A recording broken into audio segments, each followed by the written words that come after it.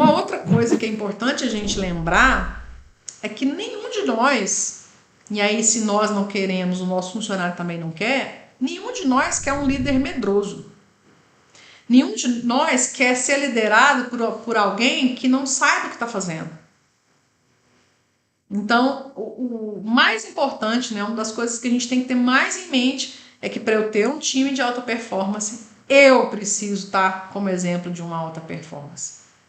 Então, eu, enquanto gestor, preciso ser o primeiro a ter alta performance. Né? Então, isso sim é algo que a gente precisa ter muito cuidado. Agora, quanto mais você for aquela pessoa capaz de, além de você ser confiante, seguro, levar as pessoas num lugar onde elas não podem chegar. Então, por exemplo, você é gestor, você tem supervisores abaixo de você e à medida que você desenvolve esses supervisores, coordenadores que estão abaixo de você e leva eles junto com você no crescimento da hierarquia, ou seja, supervisor que aí você desenvolve e vira coordenador que você desenvolve, aí surge uma vaga, ele vira gerente, ou ele é promovido e lá no mercado ele consegue vagas melhores. Quando ele percebe que você consegue ajudá-lo a crescer na carreira, independente se dentro ou fora da empresa, com certeza você vai ter uma equipe muito mais engajada. Eu falo porque, assim, numa das fábricas que eu gerenciava, essa última, inclusive, que eu fiquei quase 9 anos, o meu time, quando eu ia mudar a pessoa de nível e que ia abrir uma vaga para a vaga de entrada, era de fato uma vaga disputada. Era de fato uma vaga desejada. Porque as pessoas sabiam que no momento que elas entrassem para aquela equipe, com muita rapidez elas iam chegar à supervisão, à coordenação. Então, elas viam vantagem de estar ali naquela equipe. Elas viam vantagem de estar ali sob a minha gestão. Então, quando a gente, inclusive, coloca isso em prática, né? Ou seja, o seu nome enquanto gestor dentro da fábrica vai correr. Poxa, eu quero ser da equipe da Michelle, do Jonathan.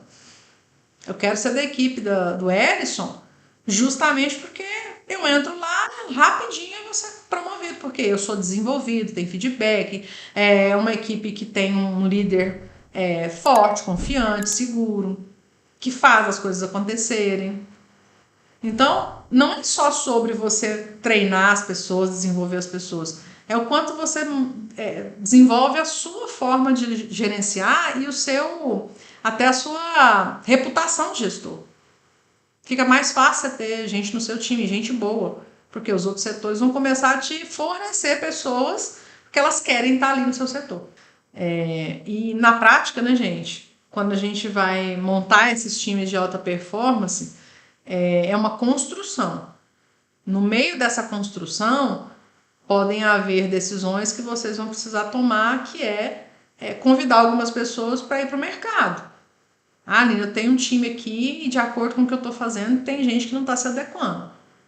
Vai ser uma seleção natural, gente. Porque você estabeleceu métrica, você estabeleceu método para poder construir o time. Vai ter gente que vai acompanhar, vai ter gente que não vai querer acompanhar. E aí, nós temos que estar de consciência tranquila para enxergar que pessoas vão aceitar o desafio e pessoas não vão querer aceitar o desafio. Tá tudo certo. E isso tem que estar claro para essas pessoas no momento que elas desistirem do desafio, entende? Deixa eu ver aqui, Tamires. Eu gerencio uma equipe de base, mas sinto que a equipe não confia nas minhas tomadas de decisão. Como eu faço para mudar essa visão deles? Olha, o processo de tomada de decisão, ele tem algumas etapas, né? Então, primeiro, informação. Então, você tem que você tem que tomar a decisão com base em informações, em dados, fatos, né? E mostrar para a equipe qual é a lógica por trás dessa sua tomada de decisão. Quando você sente que eles não confiam, é porque pode estar acontecendo alguma coisa do tipo. Você toma a decisão e alguém vem cá e inverte. Você vem cá e fala assim, ó, é para fazer A. Aí daí a pouco vem o seu superior, o dono da fábrica, e fala assim, não vou fazer A não, vou fazer B. Então ele te desautoriza daquela sua decisão. Então, quando você vai tomar uma decisão, primeiro, quando você está baseado em fatos, dados e análises, você tem como, inclusive, demonstrar por que você tomou aquela decisão e atitude. Isso vai reforçando tanto a sua confiança com a diretoria, que não vai ficar te desautorizando, vai te reforçar com a equipe de base, porque eles vão entender a sua lógica. Aline, pode ser que nunca haja situações como essa. Então você está dizendo que nunca vai existir situações como essa de o dono ir lá e mudar uma decisão? Pode fazer. Só que quando você constrói uma lógica na tomada de decisão, fica fácil até de você falar assim, poxa, realmente, olha, eu não tinha essa informação. Não, a Tamires está colocando que acontece muito. É isso. Então, você tem uma análise que monta a sua hipótese, né? Uma análise que vai de fato falar assim, olha, eu estou tomando a decisão de A com base nessa informação, nessa análise, nesse contexto, nessa situação. Isso fica claro de você explicar para qualquer pessoa.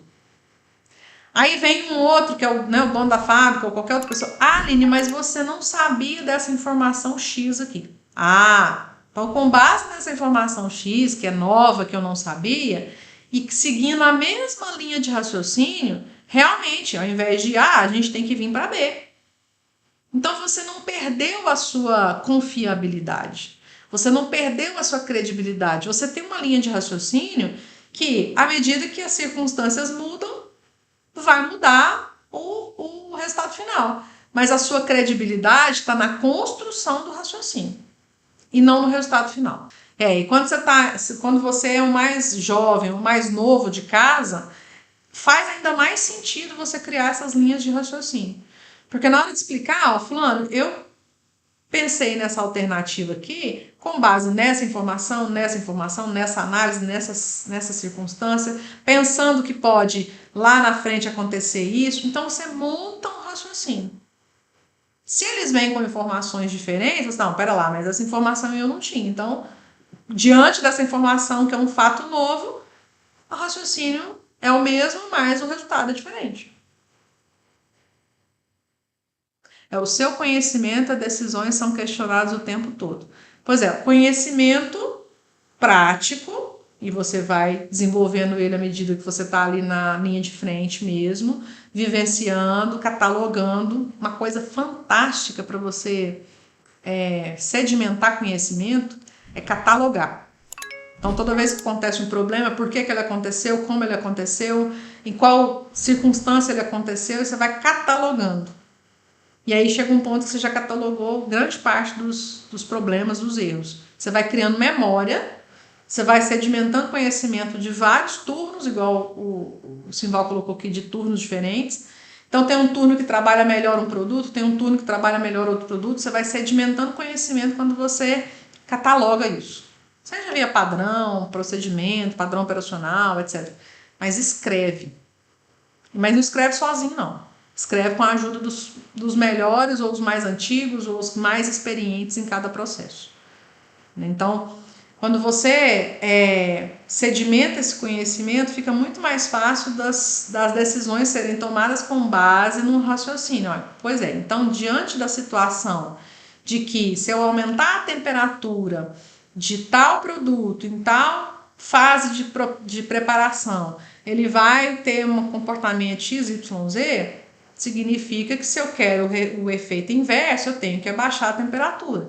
Então, fulano, pode abaixar a temperatura aí por causa disso, disso, isso. Você tem argumento lógico, argumento comprovado, argumento catalogado com base nos problemas e soluções que você teve aí no longo do processo.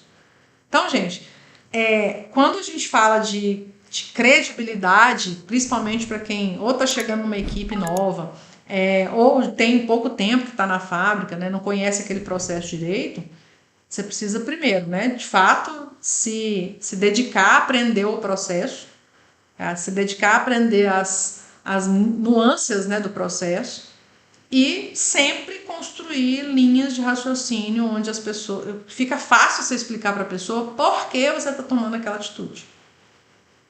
Eu estou indo para cá por isso, por isso, por isso. Não é... Quando você só faz uma tomada de decisão e não sabe explicar por quê, aí é puro sentimento. aí você vai ser questionado. Então, toda decisão em fábrica, não é só decisão de processo, não. Decisão com relação a funcionário, decisões de modo geral, quanto mais elas são embasadas em explicação, em demonstração, em argumentação lógica, mais fácil você explicar para todo mundo, mais fácil você comprovar para todo mundo e mais fácil você mostrar a sua credibilidade. Então, tem essa questão da tomada de decisão sempre muito baseada e embasada em análises. Isso é o que mais salva a gente em relação a questionamento de credibilidade. O que é esse passo a passo para desenvolver esse time, né, de alta performance? Em primeiro lugar, ser exemplo, que nós já havíamos começado a falar sobre isso aqui. Ou seja, eu tenho que ser um exemplo de qualidade, eu tenho que ser um exemplo de autonomia, eu tenho que ser um exemplo de colaboração, eu tenho que ser um exemplo de aprendizado contínuo, eu tenho que ser um exemplo de feedback útil. Então, se eu quero exigir qualidade do meu time, eu tenho que ser uma pessoa que preza pela qualidade. E não aquele funcionário gestor que quer simplesmente tocar o barco da produção e fingir que não está vendo a qualidade do produto. Então, exemplo. Autonomia. Se eu sou uma pessoa que dependo demais de falar com o gestor, com o diretor, com o CEO da empresa para tomar as decisões, eu não estou demonstrando para a equipe a confiança e a segurança que eu preciso. Eles vão ficar com o pé atrás. Eles sempre vão ter a sensação de que alguém vai vir cá te desautorizar. E é esse que é o problema. Colaboração, ou seja, eu enquanto gestora vou lá na área do Simval, vou lá na área da Aline, eu vou lá na área da Sandra, vou lá na área da Nathalie e vou colaborar, vou fazer com que as nossas áreas interajam e façam o melhor para a empresa. Se eu me comporto assim, o meu time vai tender a comportar assim.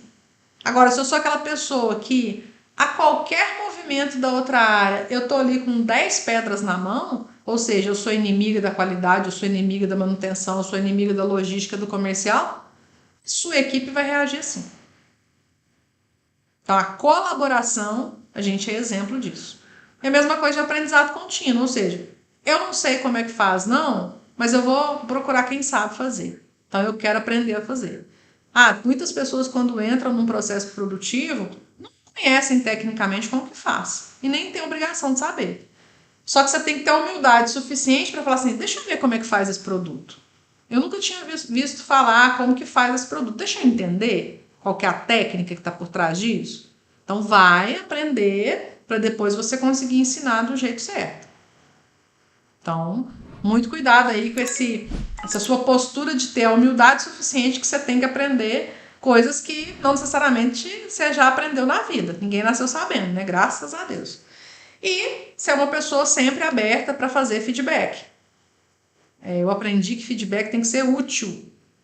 Ou seja, a pessoa tem que sair dali com a sensação de, poxa, tenho mais uma chance de melhorar, tenho uma chance de fazer diferente.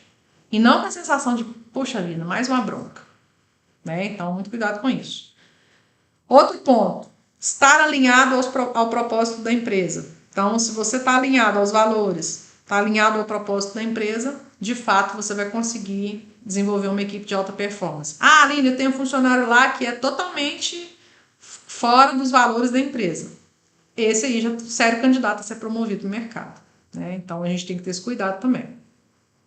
Uma outra ferramenta que eu até falei com um dos seguidores que eu estava conversando hoje no direct, avaliação do desempenho e plano de desenvolvimento individual, ou seja, eu faço avaliação com você, a gente entende quais são os pontos fortes e fracos, a gente traça um plano de desenvolvimento para você melhorar.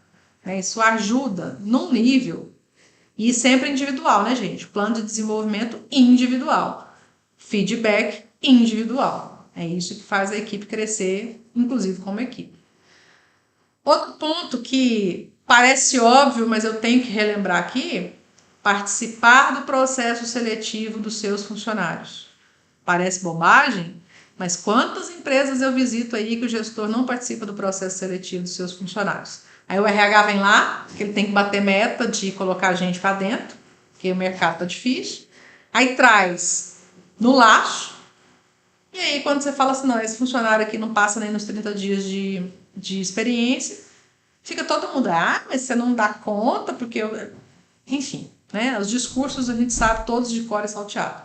Então, participe do processo seletivo do funcionário que você vai colocar na área, você economiza muito tempo e dinheiro da empresa. E vai montar uma equipe muito mais qualificada, muito mais motivada.